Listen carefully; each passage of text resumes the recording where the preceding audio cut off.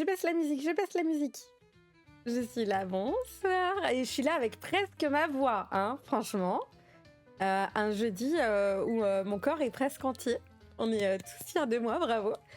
Comment allez-vous? Coucou Telka, coucou OT, coucou Lustu, coucou Hugues. Merci beaucoup Roca pour ton polo ici. Bienvenue. Coucou Reverlateur. Rêveur. Ok, il est 21h, vous savez, les neurones, tout ça, le soir. Je fais des trucs aujourd'hui, je vous montre après si vous êtes curieux. Bonsoir mon cher mari. Et coucou Ira, j'espère que vous avez la patate. Moi je suis contente. Je suis contente d'avoir presque ma voix, voilà. Pour une fois ce soir, j'étais pas en retard, j'ai pas couru, donc on est content. J'ai un peu de dawa, je suis désolée, vous voyez, ça a bossé les machines aujourd'hui, donc il y en a un peu partout, mais que voulez-vous? Il commence à faire froid, alors j'ai sorti ma petite couette de chaise, voilà, hein, ça c'est trop bien. Et du coup, ben voilà, c'est tout. Je suis contente. On est jeudi couverte.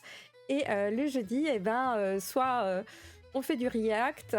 Quoi qu'il faudrait que je teste pour voir si ça marche parce que j'ai peur de laguer à fond. Ou on fait de la lecture. C'est ce qu'on va faire ce soir. Ce soir, on fait du chronique oublié.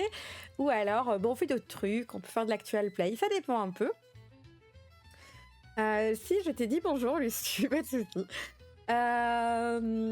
Et du coup, voilà. Donc je suis assez contente.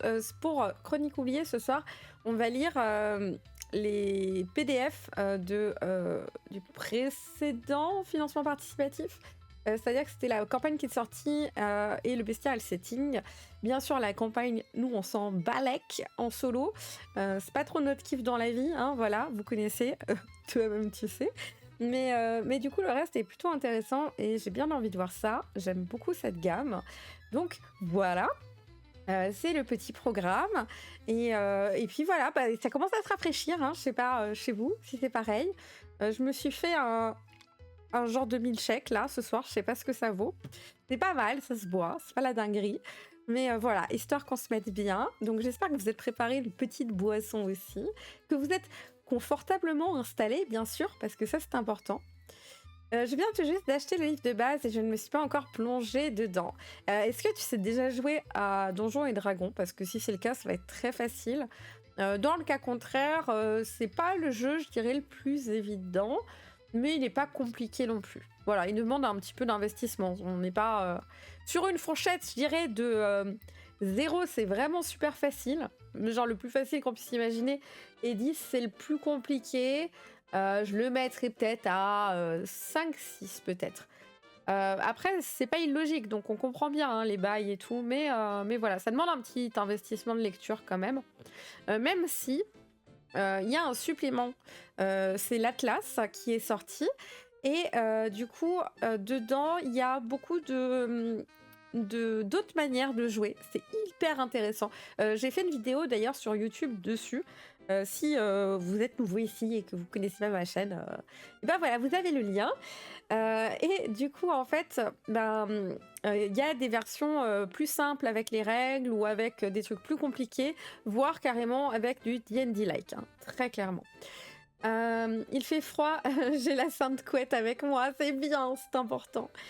Non, justement, j'ai lu que c'était mieux pour débuter un genre de donjon dragon simplifié. Ouais, peut-être. Alors en fait, ce qu'il y a, c'est que la vraie diff que tu vas avoir, c'est que dans Donjons et Dragons, au niveau des personnages, tu as plus de possibilités de choix. C'est-à-dire que, qu'est-ce que je veux dire par là? Je me baisse un peu la musique dans les oreilles. C'est-à-dire qu'en fait, par exemple, si tu joues un mage dans Donjons et Dragons, tu vas devoir choisir tes sorts, etc. Tu peux faire exactement ce que tu veux. Alors que dans Chronique oubliée, tu as des voix. Et ces voix, en fait, c'est un peu comme un arbre de compétences. Tu sais, dans les jeux vidéo, où tu prends cette branche, et puis après, tu peux monter 2 niveaux dedans. Et tu peux aussi prendre une deuxième branche et une troisième branche au bout d'un moment, etc. Et en fait, tu as une continuité logique dans ta branche. Parce que si, par exemple, tu prends la branche, je dis un truc au pif, mais je suis fort avec les pistolets, d'abord, tu as un avantage par rapport à ça, puis il va être plus fort, puis plus fort, puis plus fort. C'est logique.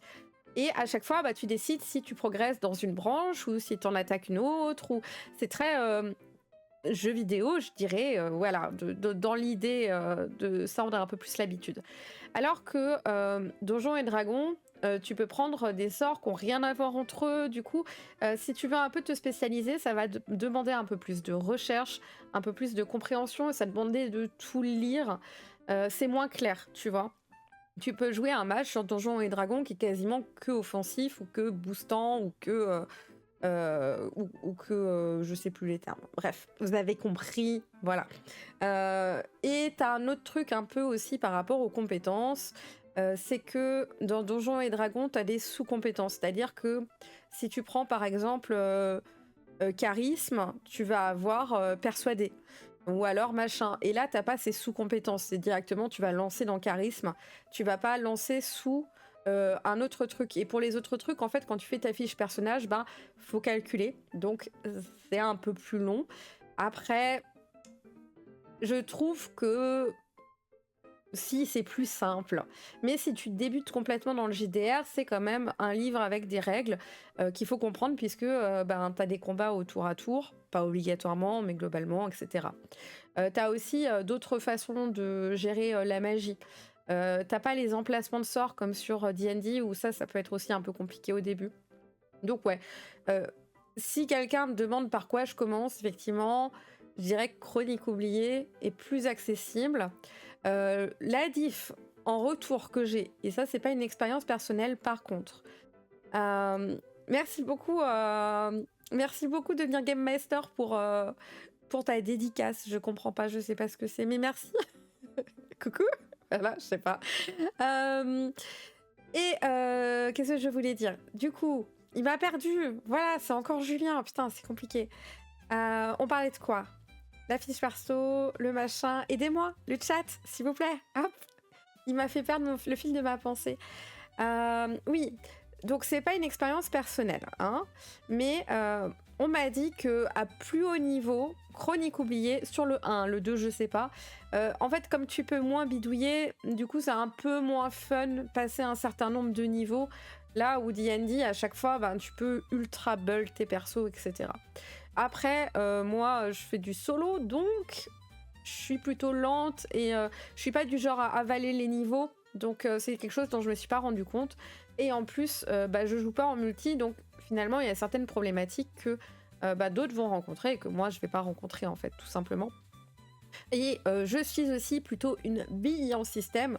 Genre, faut pas me filer des systèmes en me disant juge-les, tu vois, c'est impossible. Je suis incapable de voir ce qui cloche ou ce qui cloche pas. Je vois juste si je m'amuse ou si je m'amuse pas. Et je trouve que c'est ok comme ça. Voilà. Bon, du coup, où en étions-nous? Vous êtes très sage ce soir, hein, dis donc. Vous chauffez pour demain, les potes au feu. On est une personne de plus demain, mais je dis pas qui. Voilà, je balance pas. Ce serait la surprise.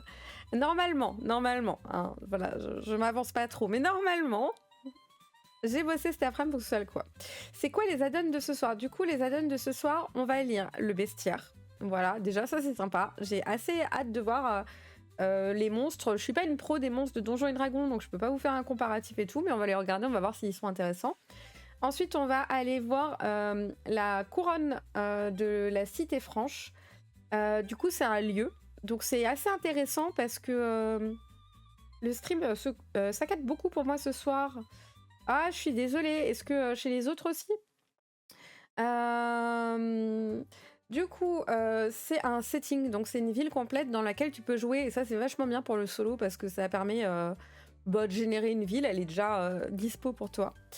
Si on a le temps, ce que je ne pense pas, mais quand même, il y a Vigilant City qui est sorti, qui est aussi un setting, mais pour Chronique oubliée, contemporain, voilà. Que j'ai commencé à lire la version système, hein, pas la version setting, et bah je suis pas totalement conquise pour le moment, voilà, je l'ai dit. Mais peut-être que Vigilante City bah, fera un peu de hype, je sais pas. Je suis pas conquise, mais je suis pas deg. Je n'ai pas fini ma lecture, disons, voilà. Voilà, donc c'est ça le programme de ce soir. Du coup, C'est une malédiction personnelle, alors tant mieux. C'est peut-être ton débit parce que comme je suis pas affiliée avec Twitch, tu peux normalement pas choisir, tu vois, de baisser la qualité du stream. Donc voilà, je suis désolée, mais je veux pas signer de contrat avec Twitch. Voilà. Du coup, qu'est-ce que je vous disais? Donc voilà, je me dis que ça peut être assez intéressant à voir ensemble. Je suis curieuse, je les ai pas encore lus, je vous ai attendu, et je suis quand même, hein, voilà. Les potes au feu, oui, peut-être que tu y seras, peut-être. Oui, bien sûr, il y aura qui est là. Je te fais pas de dédicace parce que j'ai aucune idée de comment on fait une dédicace, hein, voilà. Noob, touriste, touriste. Mais t'es là, je te le fais en voix propre, c'est quand même tout aussi classe. Hein. Bah écoutez, avant, je vous montre un peu ce que j'ai fait aujourd'hui, si vous voulez. Donc, dans la communauté Discord. D'ailleurs, je vous mets le lien, c'est peut-être nouveau, peut-être que vous voulez avoir des copains avec qui beaucoup trop parler et beaucoup trop poser de questions. Donc, par rapport à la roulotte qui est sur la boutique. Donc, vous savez que c'est un event un peu régulier. C'était pas prévu que ce soit ultra régulier, dans le sens où c'est compliqué pour moi de dire tous les mois j'arrive à créer autant de produits. Déjà parce que, de par mon métier, des fois il y a par exemple plus de commandes et donc j'ai moins le temps de créer de nouvelles choses. Des fois je suis fatiguée ou malade. Là, la semaine dernière, ça a été quand même une semaine ultra compliquée pour moi entre la crève et l'anniversaire de ma gamine qu'on a dû fêter quand même du coup 2 fois, plus la visite de ma maman pour voir ma fille. Enfin voilà, du coup c'est 3 jours où j'ai pas pu bosser, plus les jours où j'étais malade, et les jours où je bossais malade, c'était un peu... voilà, vous comprenez les bails. Voilà, donc il y a des périodes où je sais que c'est un peu plus compliqué. Il y a des périodes aussi où je suis plus créative que d'autres, où j'ai plein d'idées, plein d'énergie et tout. Et du coup, j'ai pas envie de me rentrer dans un focus absolu, de me dire, voilà, à telle date, il faut qu'il y ait une sortie. Je le faisais déjà dans l'entreprise que j'avais avant de papeterie. On sortait quelque chose tous les mois, en fait. C'était un système de box tous les mois. Et ça a été... difficile, surtout sur la fin. On s'est retrouvé après quelques années assez épuisés, et donc c'est quelque chose que je veux pas à nouveau maintenant. Par contre, j'aime quand même cette petite chose de comment dire, qui est éphémère, avec quelque chose qui est lié. Merci beaucoup Sam Godwin pour ton follow, bienvenue à toi. Et du coup, par rapport à ça, voilà, quand je suis prête, que la nouvelle roulotte est prête à arriver, et elle arrive.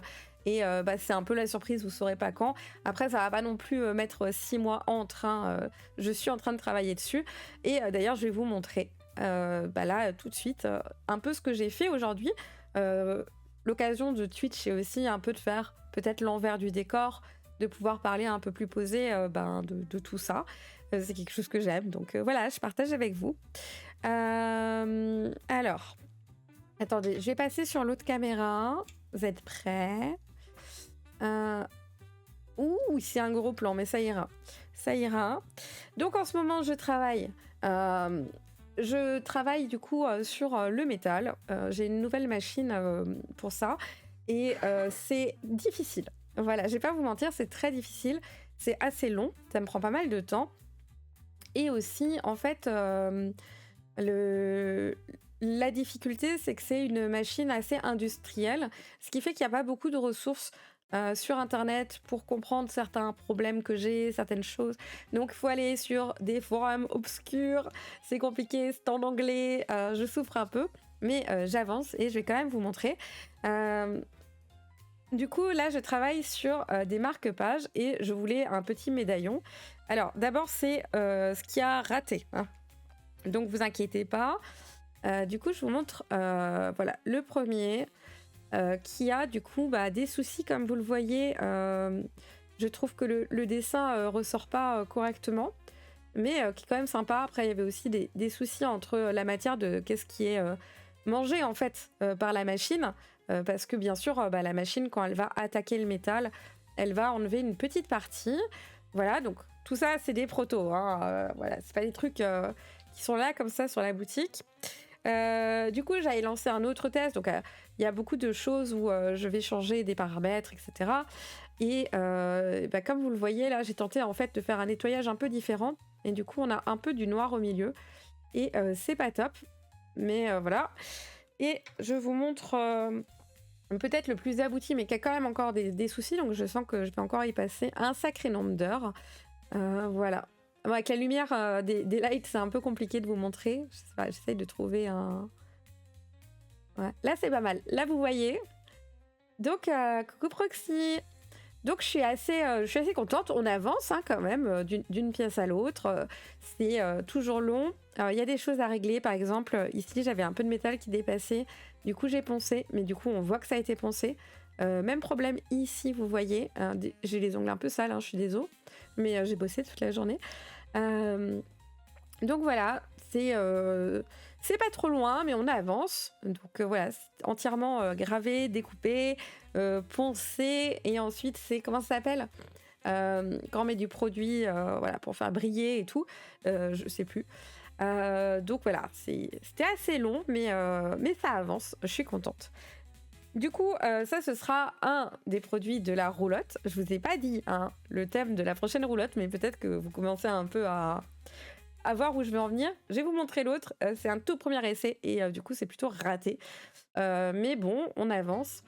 C'est une règle qui arrivera du coup avec cette roulotte. Comme vous le voyez, en fait, ici, elle a un petit marque-page. Enfin, je sais pas comment dire. C'est parce que cette jolie petite règle, donc voilà, alors cherchez pas sur le motif, on n'est pas bon, je voulais pas du tout que ça rentre comme ça, je suis pas du tout contente de ce que j'ai fait.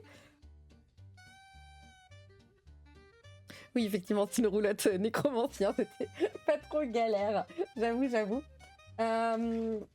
Et alors attendez, je chope un de mes carnets et je vous montre en fait. Du coup, vous pouvez garder la règle dans votre carnet et ça vous fait un petit marque-page comme ça. Vous retrouvez facilement votre page. La roulotte, c'est une nouveauté que j'ai mise sur la boutique et qui est en fait un événement qui dure en général 1 mois. Tu peux le retrouver sur la boutique. Et c'est des objets qui sont là que pendant ce mois-là, en rapport avec le thème. Donc là, actuellement, il reste 3 jours. Hein. Donc, si jamais vous êtes intéressé, c'est le moment. Voilà. Il reste 3 jours et on a actuellement la sorcière herboriste. Donc, on a beaucoup de choses avec des crapauds, avec un peu de la nature verdoyante, du marais surtout. Et il y a toujours un peu des objets peut-être un peu saugrenus, je ne sais pas. Mais voilà, par exemple, il y avait, enfin il y a toujours du coup, des emporte-pièces pour faire des petits gâteaux grenouilles. Voilà, c'est des choses que je me vois peut-être pas mettre toute l'année dans la boutique, mais je trouve que là c'est rigolo et pour les gens pour qui le thème plaît, bah voilà, ça peut leur correspondre. Donc voilà, donc il y a d'autres choses hein, qui sont prévues pour la nouvelle roulotte, bien sûr. Mais du coup, voilà, j'ai encore un peu de travail à faire avec. Il y a des trucs entre ce que je me disais de tiens, j'ai prévu de faire ça et la réalité de la machine et des problèmes que tu trouves derrière. Bon, bref, une seconde, je me mouche.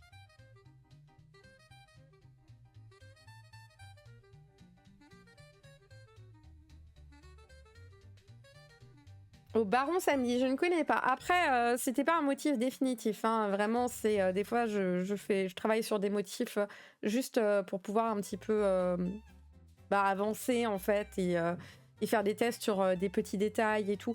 Parce que le but c'était aussi, attendez, je vous remets en caméra haute avec celui qui marche et j'essaye de vous montrer d'un peu plus près. Elle est vraiment top cette caméra. Vous voyez là, on voit même le petit A. Qui est dans la carte avec en dessous le petit pic à nouveau. Alors là, la caméra, c'est pas hyper pratique, mais en vrai, on arrive à le reconnaître et pourtant, on est, vous voyez, j'ai des très petites mains, je suis petite, donc voilà, vraiment, je sais pas si j'ai un comparatif. J'ai une règle. Une règle, ça va, tout le monde comprend le principe. Du coup, là, vous avez les centimètres, on est vraiment sur du tout petit, du coup, quoi. Hein, Donc voilà, c'était l'objectif, c'était surtout de travailler là-dessus. Ah, et si, j'ai un autre truc que je peux vous montrer. C'était nécromancien ou vaudou, c'est clair. Ouais, non, effectivement. Et coucou Django. Et du coup, bienvenue à toi, Pauline. C'est gravé au laser, ouais, c'est ça. Gravé et découpé, du coup. Si, j'ai aussi pris des petites choses pour mon bullet journal. Mais du coup, bon, c'est un peu moins... C'est un peu moins foufou, mais je les aime bien, alors je vous montre quand même. C'est un autocollant bibliothèque. Voilà, pour le bas de mes pages. Il y a aussi... Ah oui, bon, j'aime bien les livres, ok. Hein, voilà. Coucou Mina, comment vas-tu? Mina, alors si tu veux bien, j'abrège en Mina, mais je peux le dire en entier. Donc voilà, avec des petits motifs avec des plantes, hein, parce que je m'organise dans des carnets, donc ça m'aide. Ici, on en a 2 avec des petites guirlandes, du coup. Est-ce qu'on voit en haut? Voilà. Comme ça met un peu d'ambiance. Et juste parce que je m'en sers tout le temps pour mes listes. Voilà, des ronds, simplement, pour cocher après. Minae. Ok. Mina ou Minae, c'est très bien, merci. De toute façon, si je me plante dans vos pseudos, vous dites, hein, je vais pas me fâcher. Hein. Au contraire, c'est moi qui fais la bourde. Mais c'est vrai qu'il y en a, vous avez des pseudos un peu longs, alors du coup, c'est plus pratique. Du coup, voilà, et on va peut-être attaquer la lecture puisque ça fait un moment qu'on papote. Hein.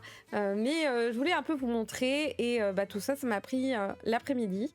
Et en plus, je suis pas dans ma période créative, donc c'est un peu dur. Je rageais un peu avec les machines. Des fois, je suis plus patiente que d'autres. Donc, on va encore continuer des tests demain.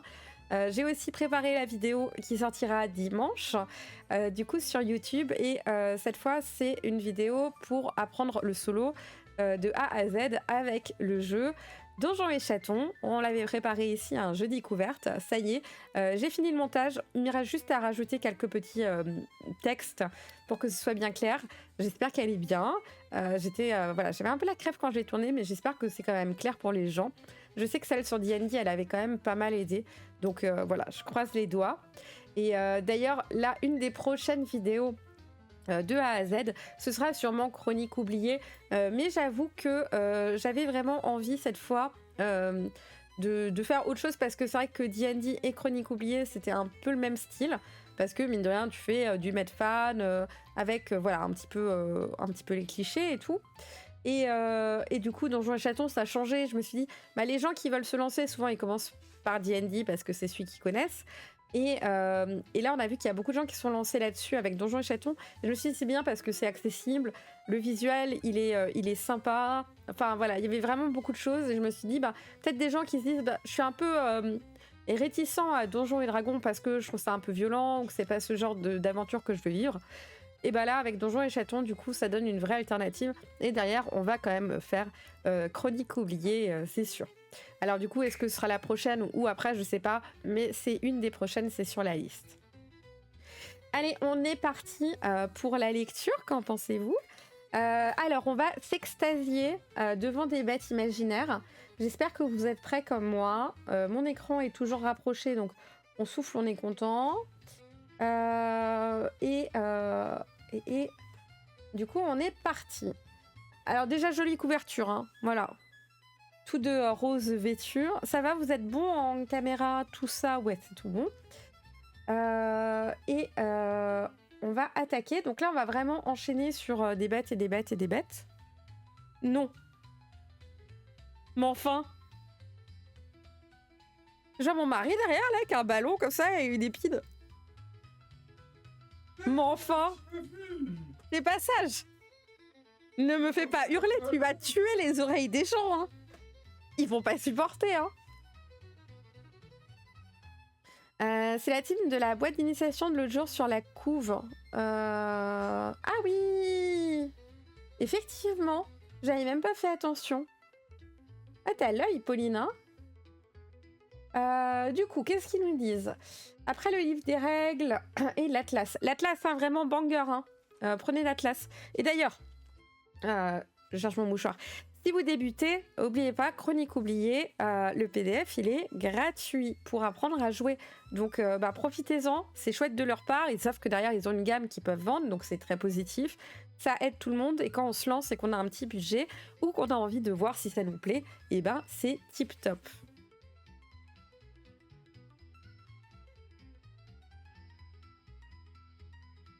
Non, mais la majorité des gens a les écouteurs. Non. En vrai, il y a un contrôleur de volume, donc je ne peux pas vous tuer les oreilles en criant, ça va automatiquement, mais lui dites pas. De toute façon, il me dit bonjour, je hurle, hein, je m'effraie en 2 secondes, pas besoin d'un ballon. Après le livre des règles de Chroniques oubliées et l'atlas d'Osgild, on dit Osgild ou Osgild, je ne sais pas. Moi je dis Osgild parce que je trouve que ça fait plus classe. Le bestiaire constitue le 3e ouvrage de base. Ma montre, elle me dit attention, dans 2 heures, vous allez au lit. Vous trouverez un important catalogue de nouvelles créatures. Bah oui, bon, on espère quand même, c'est un bestiaire. Qui complète celui figurant dans le livre de règles. C'est vrai qu'il y en avait quand même quelques-uns dans le livre de règles. Mais au-delà de son aspect banque de données, je saute des trucs, vous permettez, le bestiaire est aussi un outil destiné au meneur de jeu pour lui permettre d'adapter les profils existants à son groupe de PJ. Ok. Ou de créer de nouvelles créatures. Alors, vous trouverez dans les pages qui suivent les descriptions de 150 créatures, ok. Le niveau de créature, on sait ce que c'est la même chose que le facteur puissance de Donjons et Dragons. C'est censé aider les maîtres du jeu à calculer la difficulté que ça va être par rapport au niveau de ses joueurs à sa table. C'est utile, très utile en solo. Je suis vieille, je fais comme ça avec mon doigt. C'est utile du coup en solo énormément parce que ben, en fait quand vous savez que pour votre perso seul c'est ça qu'il faut affronter quand il est niveau 1, après vous prenez juste le niveau de créature au-dessus quand il est au niveau 2, etc.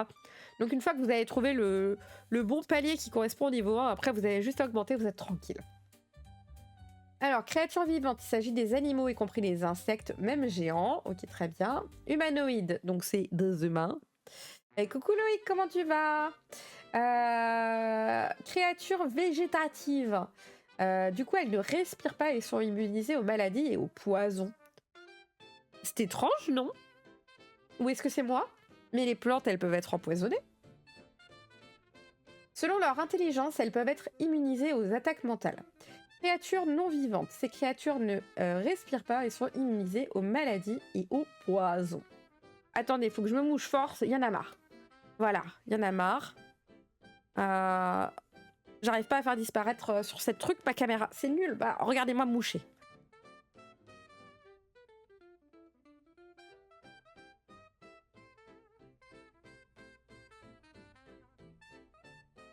Un grand moment de cinéma. Elles peuvent aussi être toxiques, j'imagine que c'est pour ça. Ouais, non, mais après, il faut bien les différencier les uns des autres, je comprends. Je taquine. Mais ouais, du coup, poison, ça ne serait pas venu maladie? Ouais, c'est logique, genre les microbes et les plantes. Et créatures non vivantes ne respirent pas et sont immunisées aux maladies et aux poisons, ainsi qu'à toutes les attaques qui demandent un test de constitution. Elles sont infatigables. Celles qui sont dépourvues d'intelligence possèdent les mêmes immunités que les créatures végétales aux attaques mentales. Elles voient dans le noir. Ah bon, on s'emmerde pas?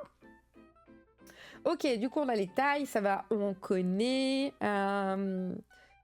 Défense, point de vigueur et initiative, bon ben c'est les règles du jeu en fait, mais il faut un petit rappel et c'est toujours bien un petit rappel parce que moi j'oublie tous les 3 jours, donc on est très satisfait de ça. Et après ça commence et on va pas lire les attaques. On va mater s'il y a une petite histoirette et à quoi ça ressemble. Il y a une graine d'aventure, mais que c'est chouette. L'eau de la rivière puis celle des puits sont taries alors Carcasse un prêtre itinérant. Oh ça c'est bien parce que même en solo, vous n'avez pas trop d'idées, vous avez envie de partir sur un truc un peu classique, hop, vous piochez là-dedans et vous y allez. Alors, comment sont faites les fiches? Donc, présentation est une énorme créature amphibie capable de respirer aussi bien sous l'eau que sur terre. Il ressemble à un énorme poisson des abysses, aux écailles translucides et gluantes. Sa gueule terrifiante est surmontée par un pédoncule au bout duquel se trouve une sphère qui peut produire une lueur hypnotique et malsaine. L'Aberratus possède un corps de poisson. Voilà, je suis matrixée par le poison. L'Aberratus possède un corps de poisson, mais il est pourvu de 6 courtes pattes primitives qui lui permettent de se déplacer sur la terre ferme. Écologie. Sont des créatures originaires d'un autre plan en relation avec le plan... Oh, c'est assez chouette aussi, un peu de lore comme ça, sur leur histoire et tout. C'est vraiment des toutes petites pattes, hein. Ça fait un peu T-Rex, hein. Il est sympa. Il a une bonne bouille. Il a beaucoup de dents, par contre. On n'est pas ultra fan de beaucoup de dents. L'Abnormis. Alors, Scolopendre géante est une chasseuse très rapide et dangereuse, excellente grimpeuse. C'était quoi le niveau de la bestiole là Def, PV, INI, 7. Ah ouais, bah tu m'étonnes. Tu m'étonnes, ça y va, hein. Du coup... Ah, c'est dessiné comme ça, c'est sympa aussi. Bon, c'est du classique, ça. C'est du classique. L'amphibes sont des humanoïdes dont les membres... Celui-là, j'aime beaucoup. Aux muscles surdéveloppés sont souvent devenus difformes et griffus. Leur dos voûté s'orne parfois d'une longue nageoire épineuse et se termine par une queue semblable à celle d'un poisson. C'est sympa. Et c'est sympa qu'il y ait le crâne comme ça à côté. Tu peux même en faire un petit dessin si t'as des joueurs ou quand tu fais ton aventure et tout dans ton carnet. Même tu le prends là. Vous savez, les petites imprimantes thermiques. Pour ce genre de truc, c'est cool. Les anges, ok. Du coup, il y a des... C'est quoi les anges des dieux? Il en est qui sont plus puissants, les archanges. Ils se distinguent par leur peau dorée et un plus grand gabarit mesurant 3 mètres. Ah ouais! Ils sont les généraux des troupes célestes, mais peuvent aussi être envoyés parmi les mortels pour des missions de la plus haute importance. Généralement, lorsque l'équilibre cosmique est en jeu.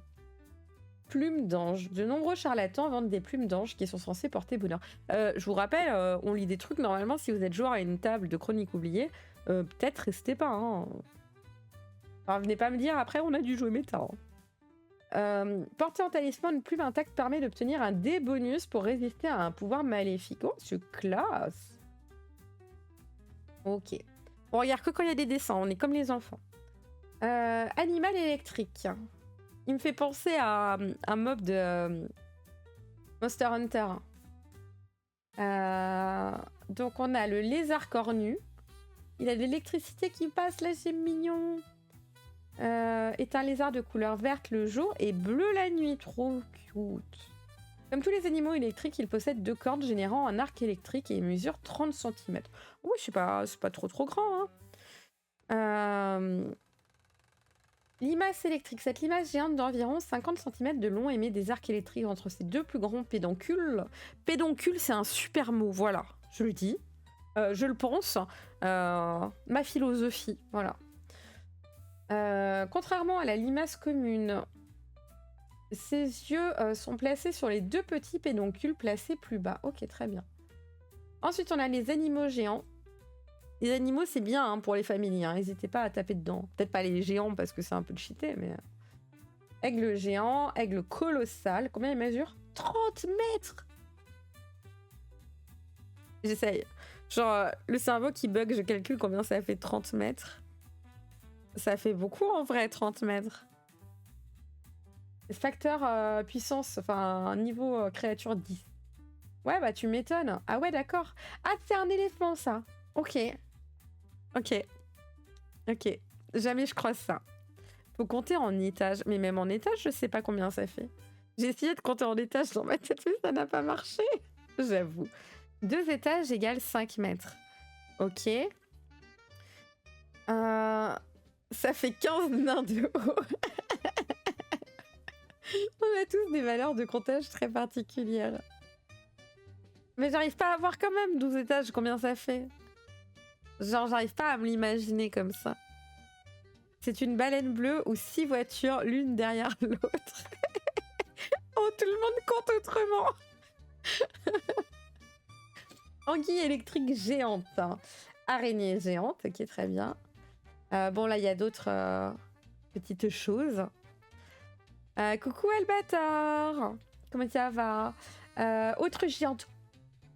Ah, j'ai jamais eu de familier autruche. Je vais faire un familier autruche, c'est trop bien. Calmar géant. C'est un calamar, non? Pourquoi il n'y a pas le A? Le calmar est composé d'un long corps cylindrique fuselé pourvu de 2 nageoires. Je fais trop bien les créas, quoi. La tête émerge de ce corps cuirassé et l'orifice buccal en forme de bec est entouré de 10 tentacules, dont 2 munis de ventouses et de crochets acérés. Sont capables de s'allonger considérablement. Il peut mesurer de 6 à 12 mètres. Ouais, quand même, hein. Calmar géant. Calmar énorme. Kraken. On monte hein, dans l'échelle. Pas une autruche de taille raisonnable. Oui, mais je sais, mais après, si je trouve un œuf, après, j'arriverai pas à le porter. Elle est mignonne, regardez, elle est toute violette. Bon, par contre, elle a une bouche un peu crasse-pouille. Hein. Elle a une bouche un peu crasse-pouille. Mais c'est quand même hyper badass pour se promener, vous avouerez. Crabe géant, crocodile géant, fourmillon géant, gorille géant, guêpe géante, libellule géante. On pourrait faire une chanson. La chanson du bestiaire de COF. Limace géante. Oh, elle est trop cool. Regardez, elle a de la verdure qui pousse sur elle. Elle est trop mignonne. Après, elle a des épées dans le dos. C'est pas super gentil quand même. Ça fait un peu corrida. Hein. Loup géant. Phasme géant. Franchement, il est original ce bestiaire. Hein. J'aime bien quand c'est des trucs qui sont un peu... J'aime bien quand c'est des créatures fantastiques. Mais j'aime bien aussi quand il y a des choses qu'on arrive à voir dans son imagination, qu'on a une référence un petit peu liée à la réalité, quoi. Dans Donjons & Dragons 5 revue, il est possible de prendre un don dès la création qui permet d'appeler un familier. L'optimisation consiste à prendre une mouche géante pour pouvoir se déplacer en volant. Ah ouais, mais là, ton MJ, il est mort. Non, mais moi, je trouve trop mignon. Non, mais il est trop cute, hein. Sanglier géant, sangsue géante, scorpion géant. Ah, il a mangé, je crois, le scorpion. Hein. Attendez, je vais enlever ça parce que ça me saoule, en fait. Il a mangé. Par contre, il est shiny. Hein. Il est de toute beauté, ce scorpion. Serpent géant. T-Rex géant. Il y a des bateaux qui volent. Mais quelle est cette diablerie? Animaux préhistoriques. Oh putain. Faut vraiment que je dise les noms là. Allez. Bonjour, je suis professionnelle du streaming. Je vous présente le Deinonychus. Je pense que je l'ai dit mal en plus. Je sais pas à quoi ça correspond. Hein. Vraiment, moi j'ai pas eu la phase. J'ai pas eu la phase dinosaure. Hein. Le Diplodocus, ça, oui, je connais. Quand même. Le mammouth, ouais. Le mammouth, on aime. C'est vrai que c'est dommage que nos éléphants, ils aient plus des poils, parce que quand même, c'était cutie. Mais après, en Afrique, c'est vrai qu'ils auraient chaud quand même, ou en Asie. L'ours préhistorique, ok. Le ptéranodon, le rhinocéros laineux. Le stégosaure, le tigre à dents de sabre. Le tricératops, le tyrannosaure. Avec ses toutes petites pattes comme ça, là. L'arachnéen. Pardon, on est encore dans les animaux préhistoriques. L'essentiel, c'est de dire les noms avec un plomb, pas de les prononcer bien. Tu lances une nouvelle mode. Ouais, tu peux dire non, mais je l'ai vu chez une streameuse, c'est comme ça que ça se dit, hein, je suis sûre de moi. Du coup, on a changé là ou Bon, après, il est violet, alors c'est vrai que on n'est pas trop sur le même. sur le truc le plus plausible du monde, mais bon. Ok, why not? Le scorpionide, l'arachnoïde. Ok. Toi, c'est pas beau. Hein. Toi, par contre, autant la limace vendait du rêve, là. Autant là. Pif paf pof. Hein. Le garde animé. Attends, c'est qui lui? Il est trop cool. L'arme animée. Une arme animée bénéficie d'une action de mouvement supplémentaire par tour. Lors d'un test d'attaque, l'arme réussit automatiquement si elle obtient 15-20 au D20. Elle inflige alors plus 2 D4 DM. Ah ouais, quand même. Ah, c'est vénère, hein. Faut que je chope ça, moi, en fait. Armure. L'armure animée divise par 2 tous les dommages des sorts. Lorsqu'elle est réduite à 0 PV, elle peut encore agir un tour complet. Oh, cool. L'arme animée bénéficie d'une RD6 contre les armes. Résistance... Résistance quoi, RD? Je sais plus. Il va falloir que je révise avant la vidéo, hein, parce que... Je joue un peu Chronique oubliée à l'arrache, moi. Garde animée. Est immunisé aux états préjudiciables surpris, mobilisé, renversé. Il ne peut pas être désarmé. De plus, il ne subit aucun dommage magique. de la capacité attaque sournoise ou d'autres capacités similaires. Chaque round, il peut désigner gratuitement une cible à son contact, créature ou objet qui bénéficie alors d'une résistance dommage. C'est ça, regardez, hein, voilà. 6, ça revient quand même. Hein. Les Banshees, j'adore. Elles sont trop cool. La Banshee ressemble à la femme qu'elle était de son vivant, mais son apparence est cadavérique, translucide ou dépourvue de couleur. Son regard est un puissant fond de haine et de terreur qui met à rude épreuve celui qui le croise. Ouais, bah tu m'étonnes qu'il y a du texte avec un... elles sont trop cool. Hein. En plus, on peut en faire plein des variés. C'est un peu une variante de la sorcière, en vrai, entre la sorcière et le fantôme. Le Barghest, qu'est-ce que c'est? Ressemble à un loup ou à un chien massif et puissant. Ses yeux sont rougeoyants. Ses muscles et sa mâchoire sont hypertrophiés. Et de grosses veines noires, pardon pour le bruit, j'ouvre mon petit tabouret de yep de mon fauteuil. Et de grosses veines noires roulent sous son pelage. Un druide ou un rôdeur identifie immédiatement que la créature est corrompue par le mal, même s'il est plus difficile à identifier lorsqu'elle possède le corps d'un warg. C'est pas mal là, tu peux te faire un petit délire Princesse Mononoke là dans le délire. Brise-genou, changement d'hôte. Ah oui, parce que du coup tu peux le passer à quelqu'un d'autre. Bête du chaos. Ah, ça c'est moins mignon. La silhouette de la bête du chaos ressemble à un humanoïde auquel il manquerait toute la partie inférieure. Sa peau est constellée d'une myriade de petits yeux, tandis que sa tête aveugle est tout entière, occupée par un énorme gueule hérissée de multiples rangées de dents. Elle attaque aussi avec un long appendice caudal qui se termine par une pointe barbelée. Est-ce que ça ne suffisait pas? Il faut en rajouter, bien sûr. Carnifurax. Super familier aussi. Hein.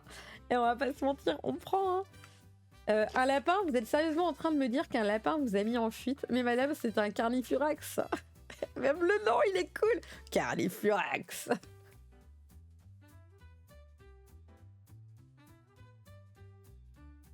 Le carnifurax est un mignon petit lapinou au pelage blanc comme neige, jusqu'à ce qu'il soit taché de votre sang. C'est ouf. Aussi appelé piranha terrestre, sur la plaie des terres d'Osguild. Même dans les terres civilisées, ils n'ont pas été totalement éradiqués. Si vous repérez des dizaines de terriers au bord du chemin, il est temps de vous inquiéter. C'est peut-être le repère d'une meute de carnifurax. Individuellement, un carnifurax peut prêter à sourire, mais ils causent à eux seuls chaque année plus de morts que les gobelins et les orques réunis. Pardon ? Toutefois, les chevaliers en armure préfèrent largement combattre des ennemis plus prestigieux que d'enfumer des terriers pour déloger des lapins, fussent-ils carnivores. Ok, et du coup, tu mets ton sang et il devient fou? Ah, on peut l'avoir en familier. Bah ouais, je vous ai dit. Hein. Bon plan en familier. Tant que les carnifurax sont plus nombreux que la cible, ils se relaient pour esquiver les attaques. Le carnifurax semble avoir une capacité presque surnaturelle pour trouver le point faible d'une armure de plaque et introduire ses longues incisives dans un gorgerin pour atteindre la carotide. Mais comment qu'il est trop vénère! Contre une armure de maille ou de plaque, il obtient un dé bonus en attaque. Le carnifurax, c'est l'ennemi mortel des choupissons, mais il y a moyen. Hein. C'est déjà mieux comme familier que le phasme. Arrête, il était trop cool le phasme. En plus, tu vois, ton phasme, tu lui dis, va te cacher, il va dans l'arbre là, il fait. Et hop, il tombe sur ton ennemi, il le dégage. Non, c'est cool le phasme, vous êtes fous, vous êtes fous. D'après les légendes, le carnifurax mythique sera le premier de tous, créé par un magicien fou. Ok. Ah ouais, non, mais c'est trop cool. Ok, bon, le centaure, on connaît. Ils sont sensibles au sang de grenade. Le cerbère, on connaît. Après, c'est normal, hein. Quand je dis on connaît, c'est pas bien.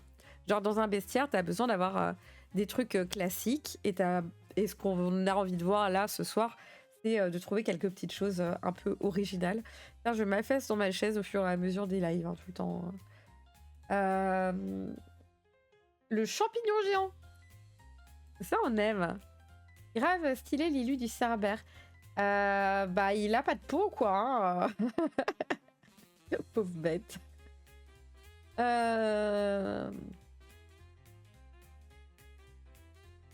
J'ai entendu un drôle de bruit. Les champignons géants sont des créatures particulièrement étranges. Leur principale caractéristique consiste à ressembler à des champignons de 1 ou 2 mètres de haut. Il serait très réducteur de s'en tenir à cette évidence. En effet, ils ont aussi la particularité de s'animer et dès lors, ils représentent un danger bien plus grand que la simple intoxication.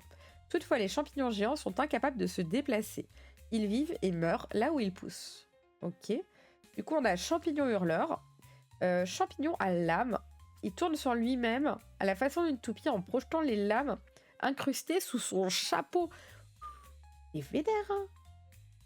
Ah là, on le voit là. Champignon à filament. Waouh, champignon à lystigène. C'est sympa d'avoir mis plein de champis vénères là. Parce que est-ce que c'est des mobs? Je sais pas, mobs c'est difficulté, ça pourrait presque être dans les pièges. Mais je trouve ça super cool, hein. Champignon à sport, ok. Ensuite, chasseur invisible. Est une créature native du plan de l'air, parfois invoquée par un puissant magicien pour capturer une proie. Il peut être assigné à la garde d'un objet, bien que cela le plonge dans une terrible colère si la surveillance se prolonge.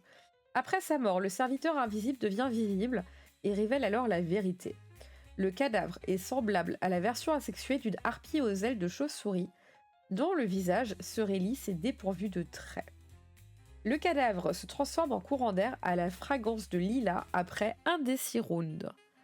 C'est joli qu'il y ait une petite note olfactive. Le chevalier des ténèbres. Ouh, tu cherches pas la merde là, hein? Tu cherches pas la merde quand tu le croises celui-là, hein? Est une armure magique de plate complète, noire et décorée de têtes de démons hurlants. Ok. Elle octroie à son porteur une résistance dommage 5, sauf si l'arme est bénie ou sacrée. Son apparence épouvantable accorde un dé bonus au chevalier pour intimider un interlocuteur ou pour négocier. Bah, tu m'étonnes. Tu m'étonnes, il fait flipper, hein. Les chiens infernaux, ils ont. Alors, tout ce qui est chien des enfers, ils n'ont pas le droit d'avoir de la peau. Voilà. Au moins, tu les repères. Chien des ténèbres, molosse des enfers, les Chtoniens. Chtoniens? Non, Chtonien, ça fait chelou. Le Chtonien est un gros ver grisâtre à la peau épaisse qui creuse son chemin dans les sous-sols. Il est armé de 4 tentacules pour agripper sa proie comme une pieuvre, d'un bec redoutable pour la découper. Il mesure environ 2 mètres de long pour un diamètre de 30 cm. Ouais, belle bête, hein. Prononcer Cthulhu, ça ferait bizarre. C'est vrai. La cocatrice, bien sûr, ça nous aimons. Voilà, hein, type cocatrice sur la citadelle. Nous les aimons, ils sont extraordinaires. C'est un régime alimentaire constitué de rongeurs ainsi que de petits carnivores. C'est comme un gros coq, mais c'est énervé. C'est un peu les poules quand vous jouez à Zelda. Putain! Va à ton bureau, vilain. Je vais les remettre à la cave. Hein. M'a lancé un ballon. C'est un peu comme les poules dans Zelda quand vous les emmerdiez et qu'elles vous attaquaient après. Alors, crustallide. Le crustallide est un infâme assemblage d'écrevisses et de pieuvres. Il est muni des 2 énormes pinces et de tentacules s'échappent de sa bouche. Berk. Non, pas KO, suffit, hein. Le cyclope, ok, bon, on connaît. Les démons. Tu peux arrêter de rire, Saloupio. Trop dissident. Les démons sont des créatures des enfers. Des mondes maléfiques d'une autre dimension où les âmes corrompues sont tourmentées. Ok. Alors. Âme damnée, vermisseau, porcin, démon crocodile. La pose ça a l'air surfait en enfer. Ouais, non, mais à fond, hein. Par contre, les muscles... pour la muscu, hein. Porcin, démon crocodile. Tu vois, là, le crocodile, il a pas de peau non plus, hein. Démon séducteur. Ah oui, mais sans peau, c'est chaud, hein. Malgré des attributs démoniaques comme de grandes ailes de chauve-souris et des sabots de bouc, ce démon est doté d'un corps de rêve. Avec ou sans peau. C'est un séducteur pervers et cruel qui compte sur la ruse et la domination psychologique plutôt que sur le combat pour tuer et corrompre. Son jeu préféré consiste à utiliser son pouvoir de déguisement pour cacher ses attributs démoniaques, donc avec peau, afin de séduire ses proies et leur voler leur énergie vitale lors d'une étreinte mortelle. C'était là qui fait du bruit? Je sais pas, j'entends du bruit, je pensais que c'était le chien. Tu prends toujours un PDF avec un livre ou parfois tu préfères juste un PDF? Je préfère juste un PDF, mais malheureusement, eh ben, on ne peut pas prendre que le PDF, donc gavé. Gavé, disons que pour certains c'est pas grave parce que en plus si je vous en parle en vidéo, de l'avoir en main c'est toujours mieux, mais je préfère juste PDF.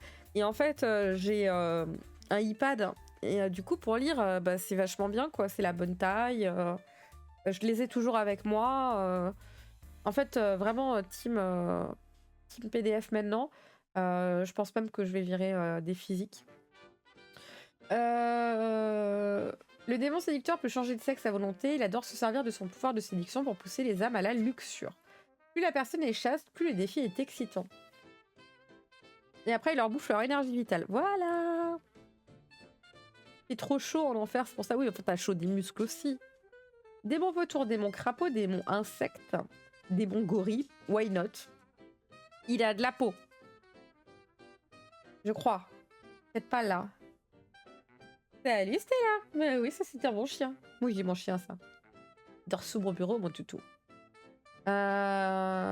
Démon sanglier.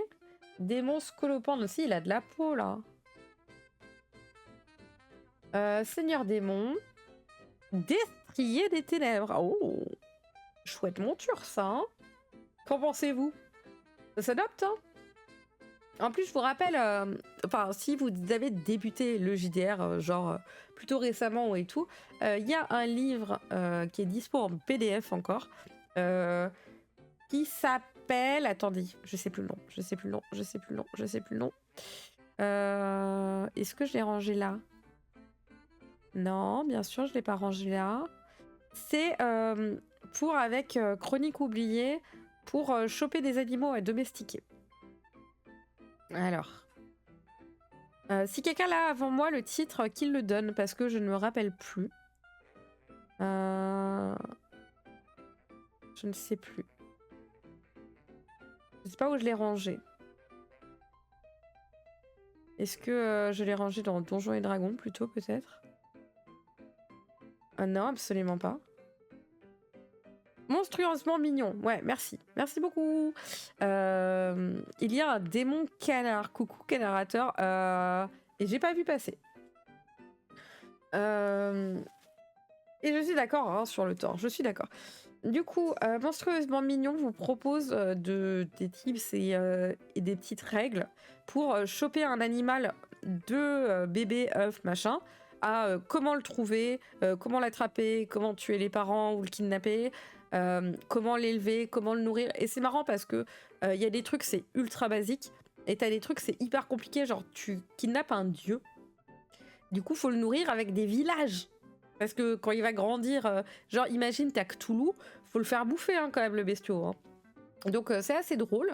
Il y a des trucs qui sont un peu bizarres parce que par exemple, t'en as où c'est un peu tu kidnappes des enfants doués de parole et tout machin, mais bon. Écoutez, c'est des mondes fantastiques. Le Doppelganger. Doppelganger? Je sais pas.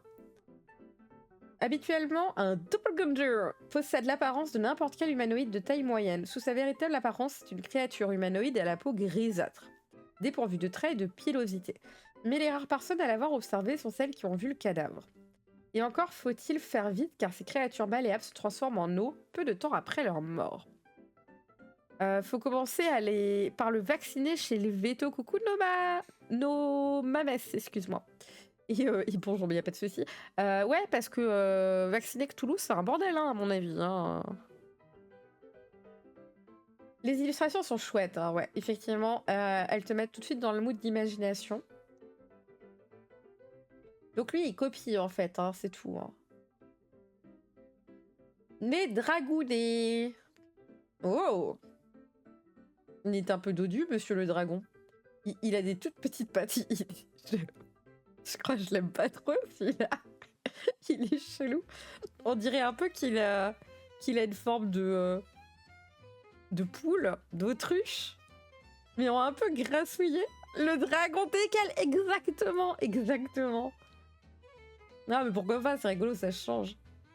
Du coup, dragon du désert, des montagnes, nanana, dragon bienfaisant, capacité commune au dragon, bébé dragon, dragon adulte, dragon mort-vivant, il a donc pas de peau, voilà.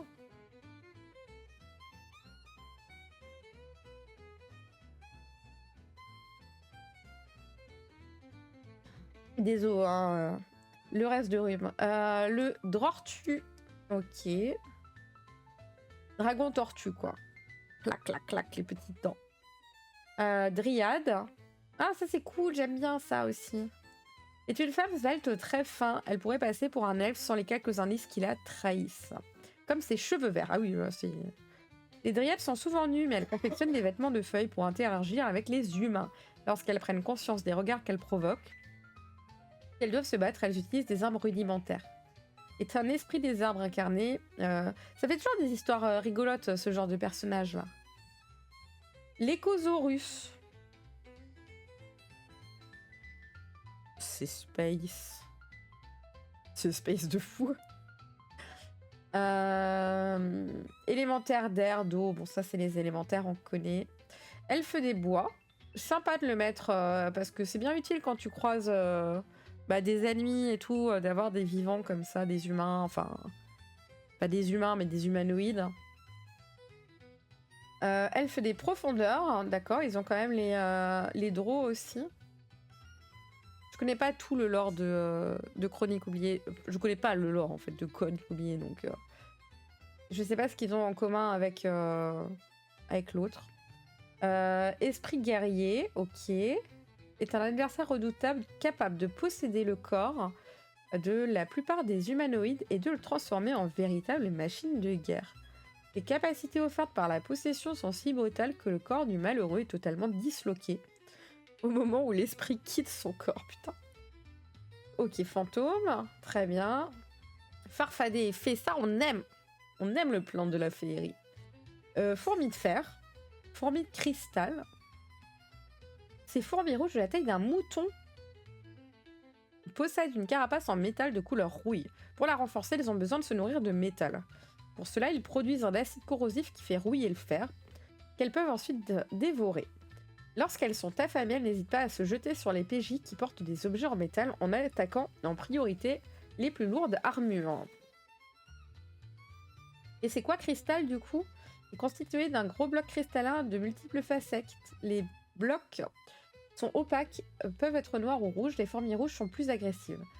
Les fourmis de cristal vivent généralement dans des zones telluriques riches en mana dont elles sont gourmandes. Elles sont attirées par la magie, comme les fourmis ordinaires le sont par le sucre. Ok, donc ça bouffe le métal. Donc ça va être des ennemis qui vont te niquer ton équipement. Et ça bouffe la magie. Comme ça, hop, les guerriers et les mages, ils prennent. Freux sanglants sont une des plaies les plus communes des terres sauvages. Ce sont de gros corbeaux très agressifs. Ok. Gardien des Galgal. Ok. Ressemble à un guerrier quelconque enveloppé dans un grand manteau déchiré. Ok, pardon. J'espère que je vous ai fait bailler aussi.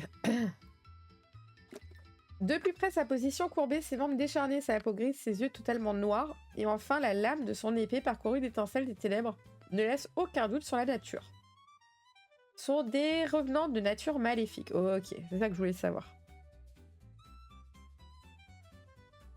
Gargouille. La gargouille est un monstre de pierre semblable à un démon ailé. Ok. Les géants, ok. Ah, il est cool, lui.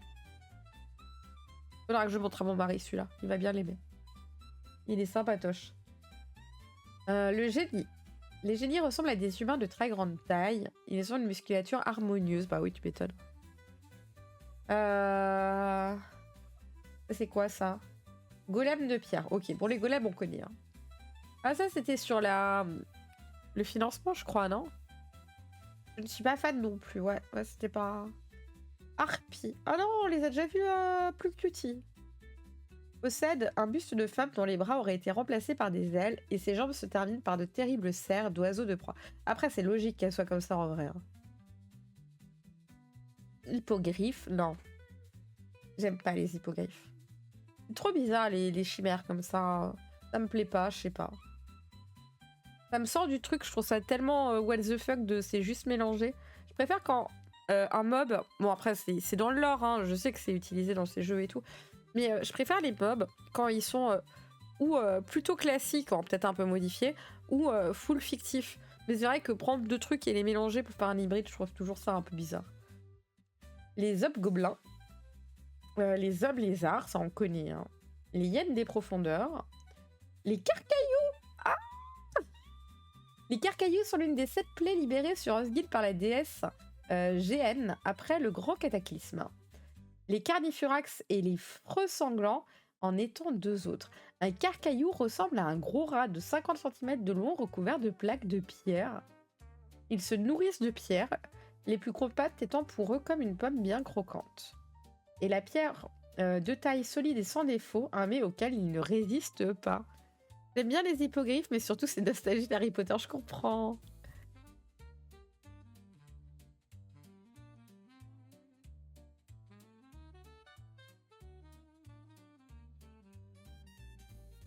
Alors, lorsqu'il a faim ou si on l'empêche d'accéder à sa nourriture, le carcaillou peut devenir très agressif et un combat entre ses petites plaies est toujours une gageure. En effet, la créature possède plusieurs pouvoirs étonnants en rapport avec la pierre. Je préfère quand elles ont un style gothique comme sur les églises. Ouais, ça c'est beau. Hein. Carcaillou, encore des antagonistes pour les choupissons, j'avoue. Heureusement qu'ils sont immortels, les choupissons. Je vous rappelle que les choupissons, quand on les tape, ils font poète. Hein. Alors, licorne majeure, ok. L'énorme. On dirait le truc dans Mulan, non? Un truc comme ça. Ce sont des cousins des dragons en plus primitif. Oh, ok. Le loup de givre. Lycanthrope. Ok, donc bon, là on va avoir tous les lycanthropes. Hein. Loup-garou infecté, loup-garou naturel, rat-garou, manticore. Manticore, j'aime pas non plus, c'est trop chelou. C'est trop de mélange. Méduse, ah bah ça, hein, c'est classe. Hein. Genre, méduse, c'est... Enfin, Médusa, ça a toujours été trop chouette, je trouve, en termes d'imaginaire et tout, par rapport au truc, comment ça s'appelle gréco-romain, aux légendes et tout, avec les dieux. Ça a toujours fait des belles histoires. Les méduses des tunnels ressemblent à sa cousine aquatique, mais elle est beaucoup plus grosse et plus légère que l'air. Bien qu'elle soit capable de voler, elle hante les souterrains et les grottes, car en surface, elle monte toujours plus haut sans pouvoir s'arrêter dès que le soleil la réchauffe. Ah, c'est marrant ça! Pour cette raison, les méduses haïssent la lumière et préfèrent errer dans les ténèbres des profondeurs. Elles parcourent la voûte des cavernes naturelles en laissant traîner leurs longs filaments acides et empoisonnés. Ah, c'est cool! J'aime vraiment là ces mobs, les champignons, ça et tout. On chasse les méduses avec des souffleurs de feuilles. Ah, c'est pas con! C'est quoi dans une partie en multi que tu fais? Du coup, ah, elles sont chouettes, hein. Bon, là, pas trop la wage, mais... Méro. Ok. Parfois confondu avec les sirènes. Vraiment? Moi, je vois la diff, hein. Possède pourtant une apparence très éloignée. Il est en effet d'une grande laideur. Son buste humanoïde est recouvert d'écailles. C'est pas très gentil pour son physique, hein, ce pauvre monsieur. Il n'y peut rien, la nature l'a fait ainsi. Sa tête est celle d'un infâme poisson carnivore, des grands profonds, tandis que sa queue tient plus de l'anguille serpentine que du poisson. Ils ont la particularité de continuer à grandir toute leur vie. Aussi, leurs chefs peuvent devenir de véritables colosses. Merci beaucoup, Birdie, pour ton follow. C'est très gentil, bienvenue à toi. Il prie Dagon. Je reconnais, c'est quoi Dagon? J'ai pas la ref. Pour lundi, il faudrait l'île Vénère, peuplée de petites bestioles type Carnifurax ou autres racailloux. C'est une super bonne idée. Si tu penses, écris-le dans le lundi du Discord. Parce que des fois, vous me dites des trucs en live et après, j'oublie. Et les modos, ils sont là, mais des fois, ils sont pas trop là parce qu'ils font genre des trucs d'êtres humains, du type avoir des enfants, manger, faire la vaisselle. Le Minotaure. Bien sûr, le légendaire, que dis-je, l'extraordinaire. Vous êtes humain? Oui, arrête. Les Morlocks, ces humanoïdes poilus et puissants aux dents triangulaires et aux faciès simiesques, sont anthropophages. Ils raffolent particulièrement des elfelins et sont prêts à tout lorsqu'ils en aperçoivent un. Ils parlent le commun, quoique très mal, et voient dans le noir à une distance de 20 mètres. D'accord. Ils se reproduisent comme les humains et forment des clans familiaux élargis. Donc les Morlocks, en gros, c'est un peu des sauvages, là, dans le cliché. Dagon, c'est un grand ancien. Il est repris dans plein d'univers, genre The Witcher. Ah, pourtant, j'ai lu, mais pas joué au jeu, mais... Ah si, j'ai rejoué à The Witcher pour avancer un peu la dernière fois, et puis je suis morte et j'ai rage quit, voilà. Mais je vois pas. Après, je retiens pas bien les noms. Ah, c'est dans Lovecraft, ok. Je le joue au Gwent, je sais. Naga, ok, ça on connaît. Les nains, on connaît. C'est très bien le nain. C'est très très bien les nains. Les nains, c'est comme ça. C'est comme ça. Toi là, le nain, c'est oui. Joue le nain. Les nécromages. Oh, il est cool. Comme il est classe.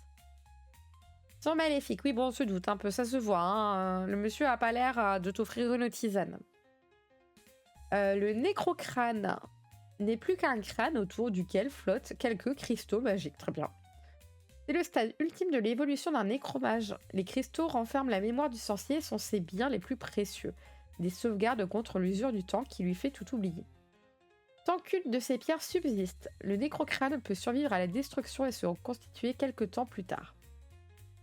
C'est pourquoi en général, le nécrocrâne cache au moins l'une d'entre elles loin de lui.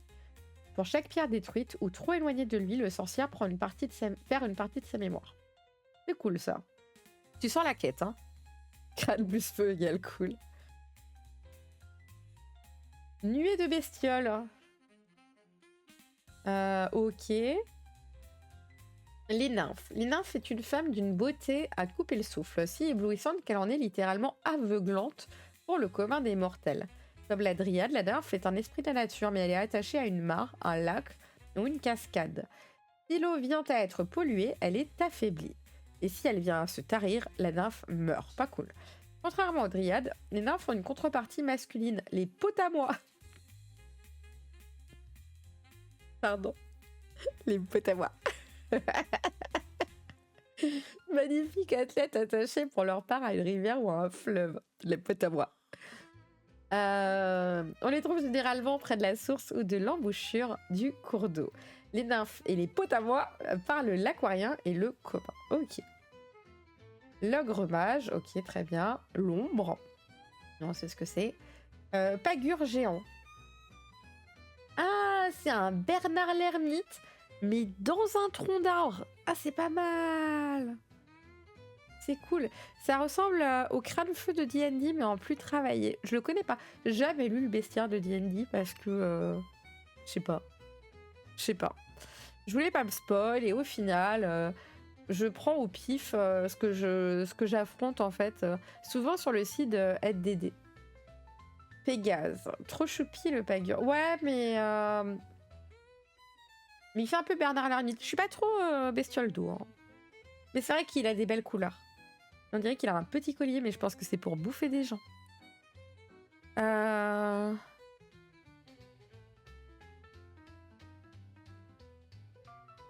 pestif. Les pestifs sont de petites créatures humanoïdes d'environ 50 cm de haut, dotées d'ailes, de chauves-souris et d'un caractère terriblement malicieux. Ce sont des créatures issues des plans élémentaires toujours formés de deux éléments. Vapeur, feu, eau, magma, feu et terre-poussière. Oh, ok. Les béotiens Ils les prennent souvent pour de petits démons. Ok. Le phénix, très bien, bon ça on connaît. Le physarum. Parfois aussi appelé blob. J'aime les blobs. Les blobs, c'est cool.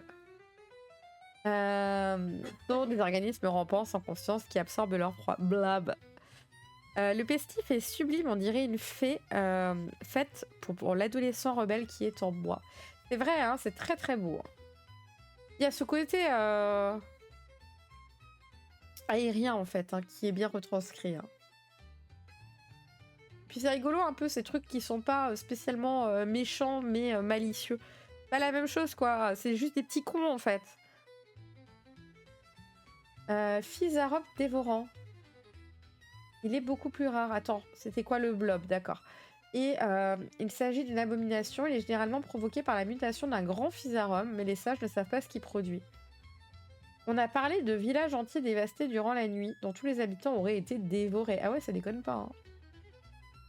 Les pixies sont des êtres féeriques de petite taille, d'apparence humaine, dotés d'ailes diaphanes similaires à celles des libellules. Ils vivent cachés dans les forêts les plus sauvages qu'ils protègent sans peur, même devant les créatures les plus malfaisantes. De nombreux pixies sont passés maîtres dans l'art de la magie de l'esprit, ce qui les rend beaucoup plus dangereux que leurs compatriotes non initiés. Pixie, ça doit être marrant pour mettre le dawa dans une quête. Tellement. C'est vrai que faut pas hésiter à faire pop un peu des trucs autour de soi. Hein. Ça me donne envie de lancer une campagne de COF2. La même. Un petit solo des familles là. Plante carnivore. Ok, bon ça on connaît. Elle est colorée. En tout cas, j'apprécie beaucoup que les mobs soient justement très colorés. Enfin, c'est très vivant du coup. Putride. Ressemble à un amas de déchets en décomposition d'où émergent parfois des tentacules rosâtres qui fouettent l'air à la recherche d'une proie. Imaginez un tas de compost géant qui rampe vers vous pour vous engloutir. Et vous aurez une petite idée de cette affreuse créature. Alors, rampant des angles. Ok, alors ça, pour le coup, c'est what the fuck de fou, hein. Cette étrange créature anguleuse, dont la forme rappelle vaguement celle d'un yinche, semble constituée de plans d'épaisseur, nul imbriqués les uns dans les autres selon des angles impossibles. Elle attaque en utilisant les bords acérés des différentes lames géométriques qui la composent. C'est chelou, jamais je joue ça. Je trouve ça trop bizarre. C'est presque cyberpunk, je trouve. Ouais, la couleur ça fait du bien, même sur un monstre dégoulinant en train de mâchouiller ton perso. Mais tellement. C'est bizarre en vrai, hein, ça a pas trop de sens, mais je le ressens. Le Sargassia est une horrible créature humanoïde, bien que manifestement parente des poissons. Sa peau verte et écailleuse sointe en permanence d'une sorte d'huile nauséabonde et est couverte de pointes, comme une plante un peu. Hein. Sa tête est pourvue de grandes branchies piquantes à la place des oreilles. Son visage est fendu d'une énorme bouche aux dents acérées. Les sargassiens se battent avec des tridents barbelés et lancent des filets d'algues collantes. Ils parlent l'aquarien. Ok. Aquarien, il y a beaucoup de gens qui le parlent. Hein.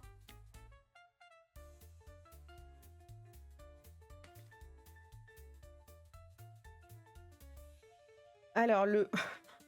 Waouh. On va prendre un instant pour analyser ce qu'on est en train de voir. Le shogot.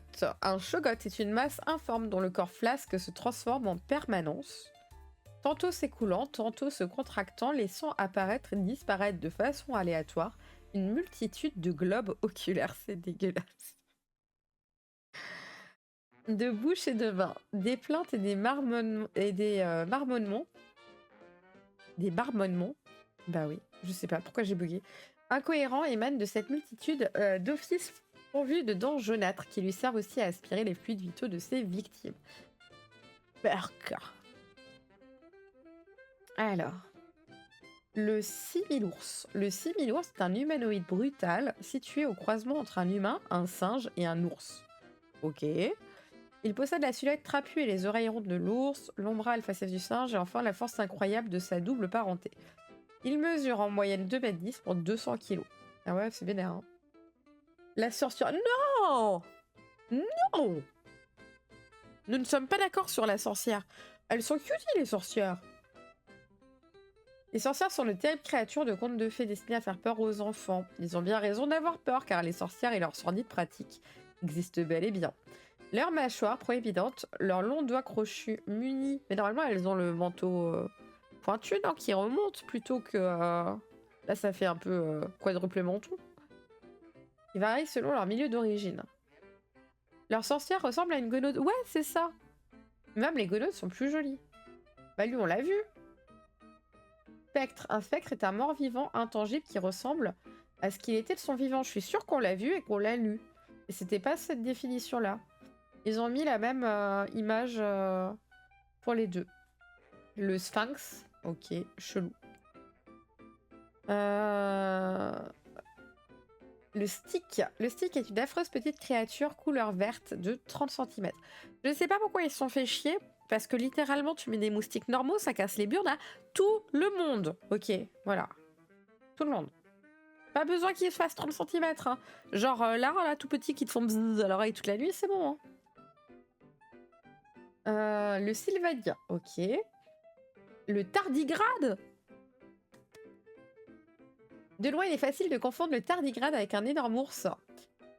D'accord, car sa morphologie correspond à celle d'un plantigrade brunâtre, si ce n'est qu'il possède 8 pattes. Toutefois, sa face ronde et plissée ne laisse apparaître aucun organe visuel, il ne possède pas de gueule, mais un étrange museau cylindrique qui s'ouvre en forme d'entonnoir lorsqu'il utilise son terrible pouvoir vibratoire. Le tardigrade est utilisé au DM élémentaire de toutes sortes. Feu, froid, acide, électricité, mais pas au poison. Ok. Les mains des tardigrades sont horribles, je trouve pas. C'est cool de l'avoir mis. Tentactulien. Forme une race maléfique de créatures humanoïdes à la tête éléphantesque. Qui vivent dans les profondeurs du monde. Ok, why not? Je sais pas. Je jouerai jamais ça. Pas mon kiff.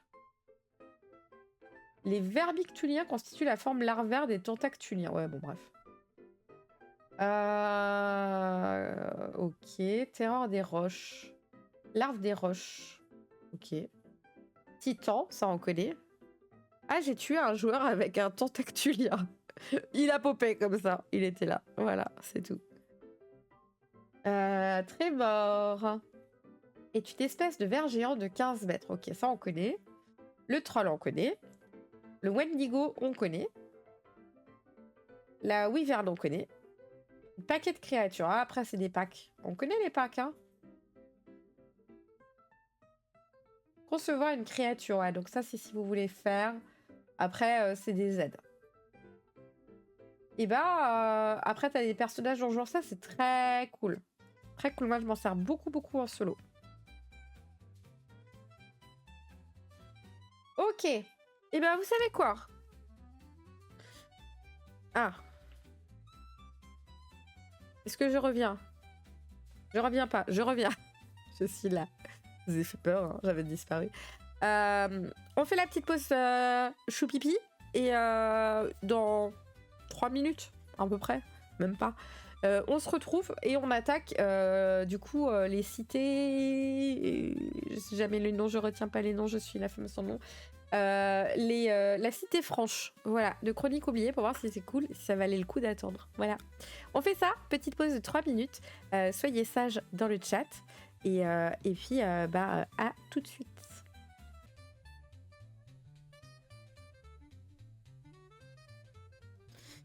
I'm here. Ça va, vous étiez sages. Alors, il y a une mouche. Donc, ma chaîne est dingue. Elle est tout le temps calme, sauf quand il y a une mouche. Donc, vous inquiétez pas si vous entendez des bruits de fou derrière. On est parti? On est parti. Allez. Le tardigrade. C'est vrai, ça envoyait du rêve. Hein. Alors, couronne.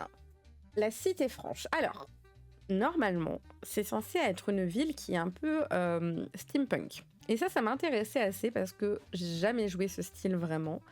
Je le connais le style, mais j'ai jamais joué. Et voilà.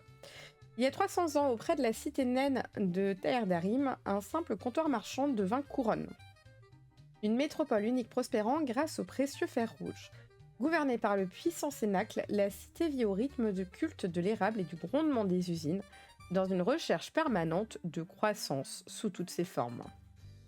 Mais sous cette façade de prospérité, Couronne est rongée par l'omniprésence des gangs, une corruption généralisée et des tensions politiques et culturelles. C'est dans ce contexte difficile que les compagnies comme le Sang de Feu tentent de maintenir une sécurité précaire. Alors, pour ceux qui savent pas trop, les settings sont très très chouettes en solo parce que ce qu'on va faire, c'est qu'on va pas tout lire comme avec les mobs, parce qu'avec les mobs c'est pas bien gênant. Surtout qu'on n'a pas lu comment ils attaquent, etc. On a juste vu à quoi ça ressemblait. Là, le but, c'est de voir un peu comment ça va être construit, parce que en général, c'est fait par quartier, et du coup, selon le quartier où vous vous rendez en jouant dans la map, et vous allez lire en fait ce qui vous est proposé. Donc on va jeter un petit œil rapide au quartier, voir un petit peu ce que c'est, mais on va pas rentrer dans le détail, dans les secrets, dans les trucs qui s'y passent. Alors, guide de la santé franche, un peu d'histoire. Ok, donc ça va être tout ce qui est le lore. Ensuite, on a une esquisse de la cité, ça va être très intéressant. Il y a un peu qu'est-ce qui habite dedans. Ça va parler un peu des conflits. Ensuite, institutions et factions, très bien. Il y a vraiment beaucoup de factions apparemment. Une visite complète de Couronne, très bien. Donc ça, c'est vraiment le truc qu'il faut essayer de pas trop lire si on a envie de se garder la surprise. Après, on peut le lire aussi, hein, c'est pas grave. Vous êtes en solo, faites bien comme vous voulez. Se déroulant dans l'univers complexe, explore des thèmes matures, très bien, utilisation comportement, soyez sage, tout ça, tout ça. Alors, là, ça va être l'histoire. Comment ça s'est construit, pourquoi il y a des usines et tout, très bien. Les 5 compagnies. Ainsi, les premières compagnies étaient désormais garantes de la sécurité des couronnés. C'est joli comme nom pour le peuple qui habite dedans. L'arbre-dieu. La crise de 152. Oh, dis donc, on est classe. La plus triste de son histoire. En l'an 200, la ville baignait dans une prospérité. La sorcière, une créature polymorphe aux origines mystérieuses, se glissa sous l'apparence d'une mendiante. Les légendes diverses quant à ses origines. Certains la décrivent comme une ancienne prêtresse trahie et maudite par les dieux, tandis que d'autres affirment qu'elle incarnait la haine collective des âmes tourmentées par les couronnés. Quelle que soit ses véritables origines, une chose est certaine, elle possédait des pouvoirs magiques redoutables. Infiltrant discrètement Couronne, la sorcière ensorcela des individus influents, s'immisçant dans diverses factions de la ville. Plus une personne était magiquement puissante, plus son contrôle était aisé pour la sorcière. Elle restait discrète, mais son influence grandissait chaque jour. C'est très classe, hein, j'aime beaucoup. Le duc de Mesta, très bien. Les réformes. La construction du grand rempart. Et je pense que là, on va avoir peut-être une carte. Est-ce qu'on a une carte Ah là, c'est les peuples encore qui vivent dedans. Très bien. Oh, chouette, hein, le livre est joyeux. Hein. J'aime vraiment la DA qu'ils ont pris pour tous les chroniques oubliées. C'est très chouette. Les saisons de couronne et le climat, c'est sympa. Ça, c'est une petite histoire, je pense, pour montrer un peu l'ambiance de la ville.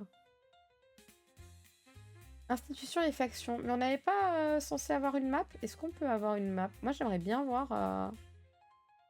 D'accord. Déjà, juste visuellement, à quoi ça ressemble, en fait. Ok, donc c'est rond.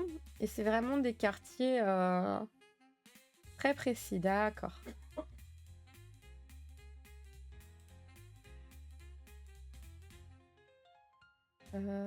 Hop, hop, on en était à la page 60. Donc là, on a les factions avec des PNJ. Ça, c'est chouette aussi parce que vous n'avez pas à les créer. Du coup, vous pouvez directement taper dedans. Ils ont des personnalités diverses et variées. Vous avez aussi l'image qui va avec. Ça aide hein, quand même pour les images mentales. Ok. On va avancer un petit peu. Il y a un peu de tout, hein. Vraiment, c'est très varié comme monde. J'imagine que c'est quand même un peu plus digeste que quand même la Élite ou Tolu. Je sais plus comment ça s'appelle. Tolu, ouais, c'est ça. Attendez, je check. Lotus. Lotus est rude, hein, vraiment beaucoup plus que la élite même, hein, pour les settings. Après, c'est complet, hein, ça, on va pas se mentir. Hein. Ouais, Plotus, j'ai vraiment du mal avec les noms. Hein. Il est chouette, hein, mais il est un peu... Lotus, il est un peu déstabilisant parce que, en plus, il est tellement gros qu'il y a beaucoup d'illustrateurs différentes et du coup, il n'y a pas de cohérence au niveau de la DA. Et moi, ça m'a un peu déstabilisé à la lecture parce que je trouvais ça un peu moins immersif. Après, je comprends aussi la difficulté. Ben, tu peux pas demander à quelqu'un de faire, je sais pas, genre 1000 pages de dessin. Hein. C'est pas possible. Mais les styles sont parfois mais tellement à l'opposé que c'est un peu space, quoi.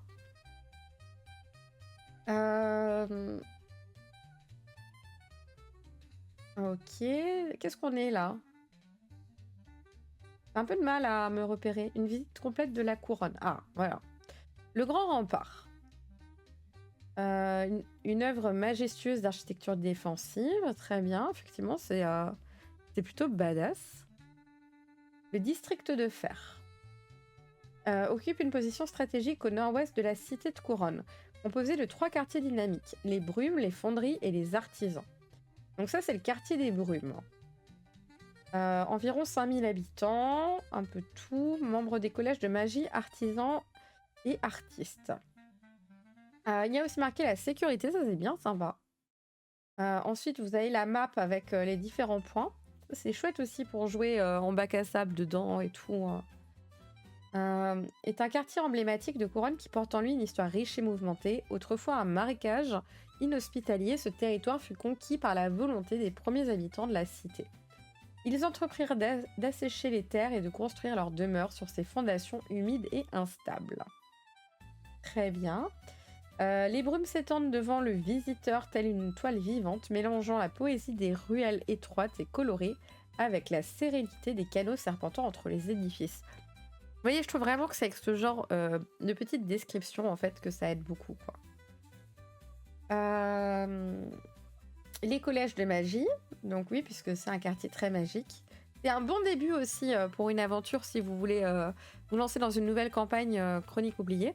Se dire, en fait, t'es dans cette ville, élève dans un des collèges de magie, et du coup, tu fais ta petite vie, il va déjà se passer des trucs, quoi. Ensuite, le quartier des fonderies. Ou simplement les fonderies est un lieu empreint d'une histoire qui remonte au premier jour de Couronne. Autrefois, à l'instar de Brume, cette partie de la ville était recouverte de marécages insalubres. Bon, c'est à côté, c'est logique. Il s'étend tel un paysage en fusion où la puissance de l'industrie se mêle à la créativité artisanale. Les rues du quartier sont agitées et animées de milliers de travailleurs, notamment alphelins, gnomes, fées, lutins, kobolds ainsi que des nains, et jouxtés par des étals métalliques débordant d'outils, de matériaux et d'objets forgés. Ok, donc on peut acheter là-bas du coup. Usine, grande forge et atelier, palais, caserne, temple et poste de contrôle. Ok, très bien. Ça donne envie, hein. Genre, j'aime bien cette histoire avec différents quartiers, en fait. Ouais, c'est le petit peuple, ouais, effectivement. Ouais, ça me plaît beaucoup le... C'est à la fois pas original, mais c'est toujours sympa pour jouer, quoi.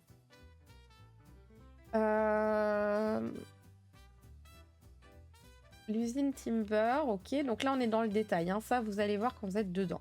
Quartier des artisans. Le quartier des artisans, auparavant florissant et réputé pour ses talents créatifs, a connu des temps meilleurs. Autrefois un lieu d'innovation et de prospérité, il a lentement décliné au fil des années, laissant place à la pauvreté et à la corruption.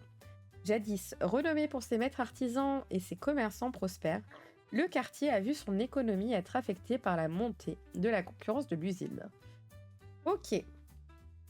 Ok, donc en fait, ils sont pas... parce que moi, je me suis dit, l'usine, ils fabriquent et ils filent aux artisans qui finissent. Mais en fait, non. C'est juste que vraiment, ils nous volent notre travail, quoi. On est sur ce move-là.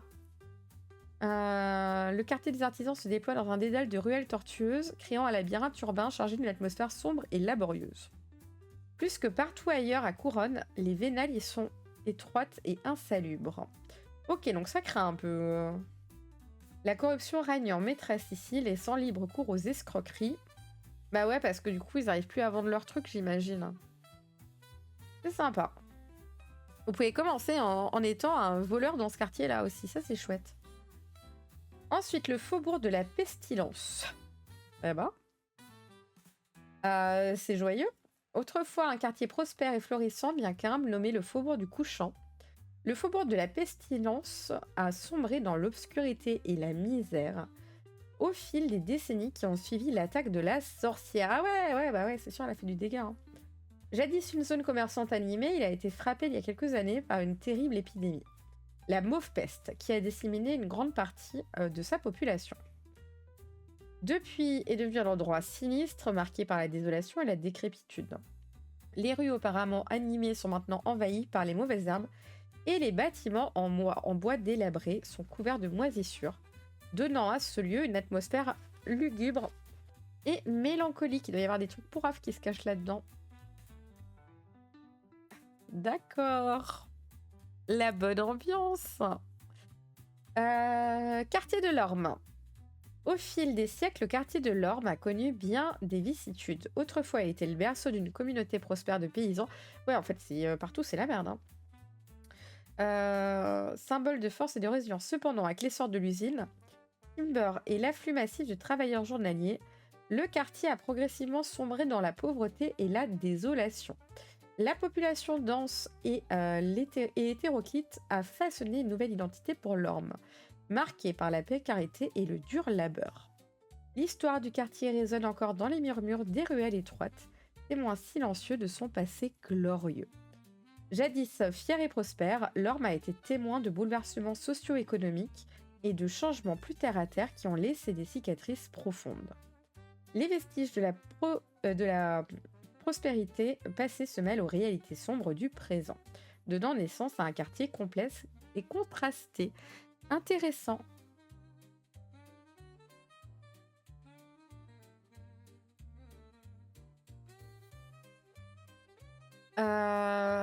Quartier de la Truite.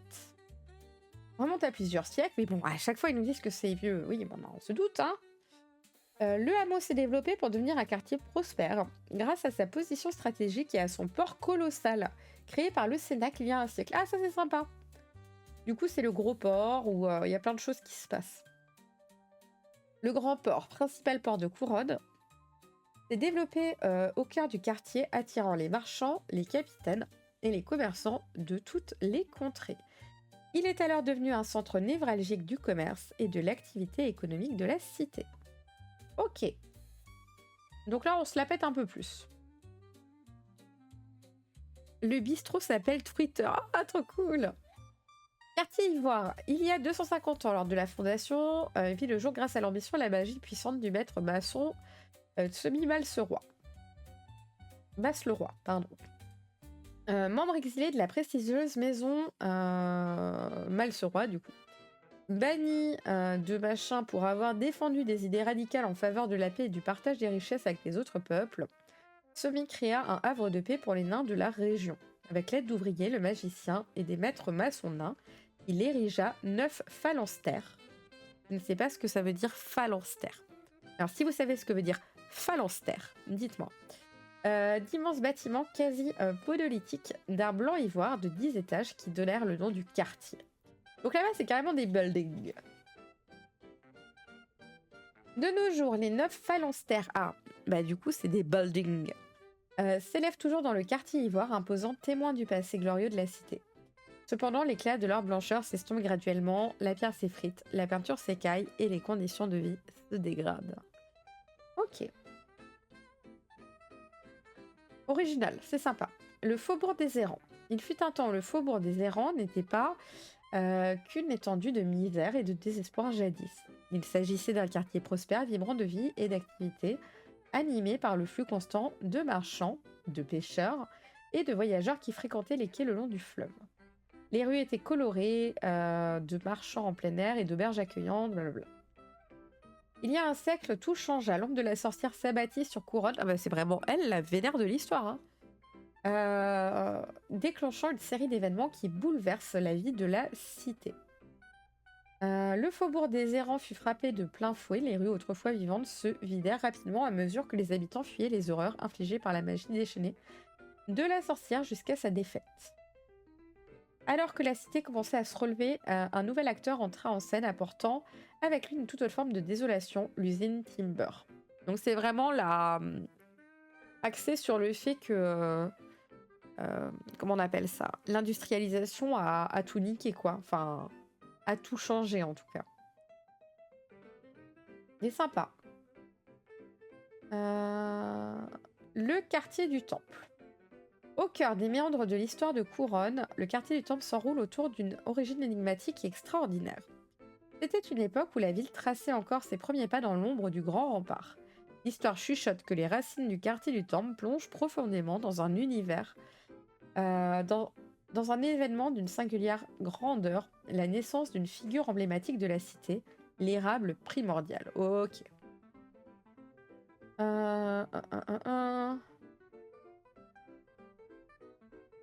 À mesure que le culte grandissait. Ok, donc là, il y a du culte. Le quartier du Soleil. Il y a un siècle, le quartier du Soleil ne portait pas ce nom qui illumine aujourd'hui Couronne.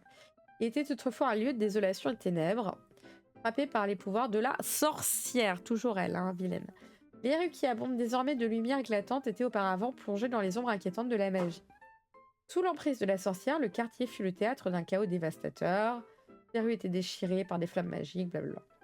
Pourtant, le cœur vaillant de la couronne ne fléchit pas devant le malheur. Après que la sorcière fut repoussée et le quartier libéré, la cité décida de ne pas laisser les ombres des souvenirs douloureux gouverner cet endroit. Au contraire, elle fit le vœu de transformer cette parcelle ravagée en un havre de joie et d'allégresse. C'est là que le culte de l'arbre Dieu entra en scène. Ok. Le faubourg de l'Horizon, ça va être le dernier du coup. Le faubourg, déployé tel un voile de tissu chamarré le long du district sud, raconte une histoire mêlant espoir, défi et incessant balai d'opportunités. Ce coin de terre marque une des frontières extérieures de Couronne et la majestueuse porte ivoire s'élève dans le faubourg comme un gardien impassible.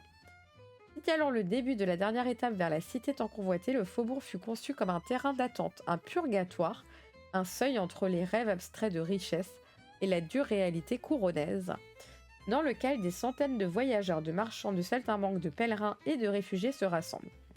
Ok. Alors. Le quartier brisé n'est que l'ombre de ce qui était jadis, un quartier paisible. Fut subitement par un tragique chapitre de l'histoire, c'est ici dans le quartier que s'abattit toute la violence de la sorcière. Oui, bon, comme tous les quartiers. Les sangs d'une puissance folle dévastèrent le quartier, détruisant de nombreux bâtiments, oblitérant l'université, arrachant au monde la bibliothèque. Cependant, contre toute attente, ce fut de cet enfer que naquit une nouvelle ère. Les résidents du quartier brisé, profondément touchés par la tragédie, unirent leurs forces pour reconstruire et préserver ce qu'ils pouvaient des richesses culturelles perdues. Très bien. Le quartier brisé, bien qu'il ait perdu son nom d'origine, se transforma en un pôle académique et culturel florissant. Les érudits, les artistes, etc. Ok. Ah, c'est joli. Donc là, c'est les universités. Quartier de la Flamme. Une partie de terre, les familles fondatrices. Un des tournants de l'histoire de la Flamme fut la découverte des gisements de diamants cachés dans les profondeurs. Ok, donc là, c'est une mine, en fait. 8. Place de la Ronde, tribunal de Couronne, porte des guildes. Connu pour leur ingéniosité, avait choisi ce lieu pour son potentiel industriel, espérant y bâtir des usines. Les elfelins experts en gemmes y trouvèrent une place idéale pour leur activité commerciale. Très bien. Un des tournants de l'histoire de Flamme fut la découverte des gisements de diamants, mais les autorités ne connaissent pas leur existence. Les Colmirailles exploitèrent habilement ces ressources sans jamais se faire attraper, devenant les premiers fournisseurs de diamants de toute la région. Âge d'or terni par la sorcière. Ok, très bien. Le faubourg des ruines. Ah oui, c'est tout cassé là. C'est tout cassé. Le cercle intérieur. Ah oui, il y avait le milieu. On n'a pas vu le milieu. Au cœur de Couronne repose le mystérieux cercle intérieur, une parcelle protégée délimitée par les eaux froides du canal, qui se dresse comme une barrière naturelle. Seuls 4 ponts-levis imposants offrent l'accès à cette zone. Ces passages, gardés jalousement par la fière compagnie de Taher Darim, sont bien plus que de simples moyens de traverser. Ce sont des portes vers un monde privilégié, la haute sphère de Couronne, uniquement accessible à ceux qui payent la somme exigée ou qui sont les bienvenus. Tout d'abord, au centre du lieu trône l'énigmatique entrée de Taher Darim, la légendaire porte de la cité naine, également surnommée l'antichambre.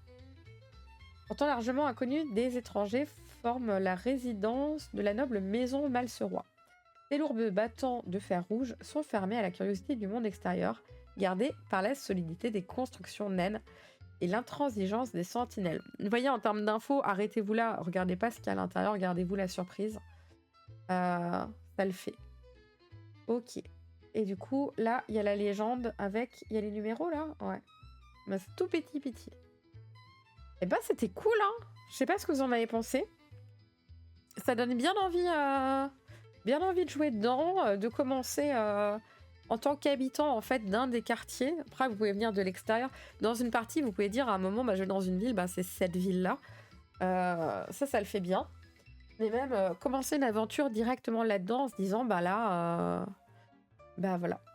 Là, j'y vais. Je suis apprenti magicien à l'académie. Et puis, bah, c'est ma ville. Je me promène dedans. C'est là que je vis et tout. En plus, il y a pas mal de lieux sympas.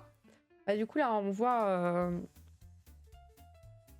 hein, Académie de magie, Avenue des Guildes, Université de Couronne. Surtout si vous aimez, je pense, le social, parce qu'à mon avis, il y a vraiment beaucoup d'histoires avec les guildes. C'est vraiment très intéressant, il y a beaucoup de choses dedans.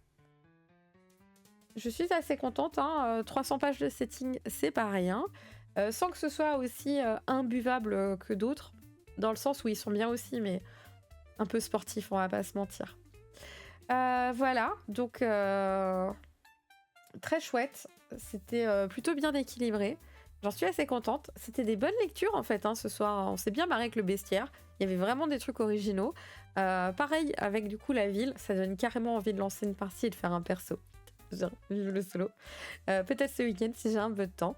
En tout cas, ça m'a chauffé. On n'aura pas eu le temps de voir Vigilante City, mais de toute façon, il faut que je finisse déjà le livre de règles de chroniques oubliées contemporains pour voir si ça me botte.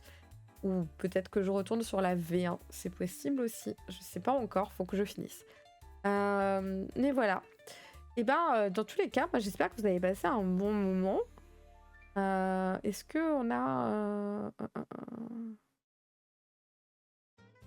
Hop. Je veux trop jouer et rencontrer de livres. J'ai tellement... Chronique oubliée V2, pour toi, quels sont les livres de setting? Ben, c'est celui qu'on vient de lire là. C'est ça. Et bah du coup, j'espère que vous avez passé un bon moment. Moi, c'était chouette. J'aime bien le jeu découverte. On prend le temps de lire et d'échanger et tout, et de voir ce qui est chouette ou ce qui nous botte dans les livres. J'avais hâte de lire. Ça fait un moment que je l'ai et j'étais franchement très impatiente. Donc, je suis contente qu'il m'ait plu. J'avais un peu peur parce que la première partie, je l'avais feuilleté, j'avais pas trouvé ça ouf parce que c'était un peu plus condensé. Mais au final, avec les quartiers, là, comme ça, moi, ça me va à fond. Et pardon encore pour mon rhume de ce soir. Je vous rappelle que demain soir, rendez-vous à 20h30 ici pour qu'on fasse l'intro entre nous pendant une demi-heure. Et après, on rejoint les potes au feu pour des discussions avec des sens relativement moyens, mais absolument géniaux. Voilà, on va encore parler de tout et de rien et passer un bon moment ensemble.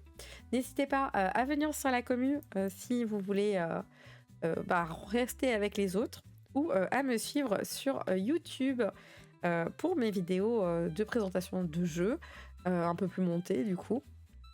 Dans tous les cas, j'ai passé un merveilleux moment en votre compagnie. Je vous fais plein de bisous. Je vous dis à demain soir 20h30. Et en attendant, soyez sages. Et là, je vous envoie quelque part. Alors, faites plein de bonjour là-bas pour moi.